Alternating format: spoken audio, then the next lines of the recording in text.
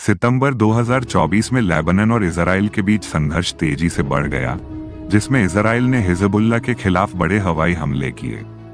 इन हमलों में हिजबुल्लाह के प्रमुख कमांडर इब्राहिम मोहम्मद कबीसी को मार गिराया गया, जो संगठन की मिसाइल और रॉकेट यूनिट का नेतृत्व कर रहे थे। ये हमले 2006 के संघर्ष के बाद से अब तक की सबसे भयानक घटनाओं में से हैं, जिसमें 558 से अधिक लोगों की जान गई, जिनमें कई महिलाएं और बच्चे शामिल थे। कबीसी हिजबुल्लाह के वरिष्ठ कमांडर थे, जो 1980 के दशक से संगठन के साथ जुड़े हुए थे। उनके नेतृत्व में हिजबुल्लाह ने इजराइल पर कई हमले किए, जिसमें मिसाइलें और रॉकेट दागे गए।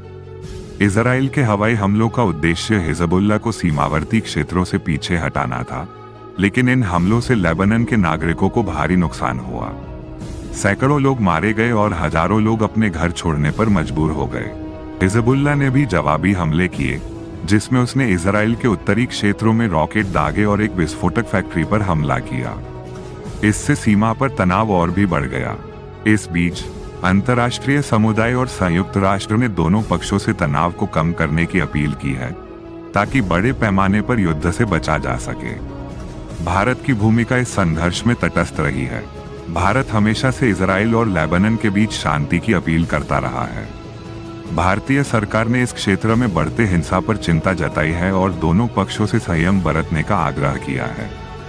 भारत का मुख्य उद्देश्य इस संघर्ष को रोककर मध्य पूर्व में स्थिरता बनाए रखना है, ताकि क्षेत्रीय सुरक्षा और आर्थिक संतुलन पर असर न पड़े। इस संघर्ष में एक प्रमुख मुद्दा ये है कि हिजबुल्लाह और इजराइल के बीच चल रही लड़ाई का सीधा संबंध गाजा में हो रहे हमलों से भी है, जहां हमास और इजराइल पहले से ही लड़ाई में उलझे हुए हैं।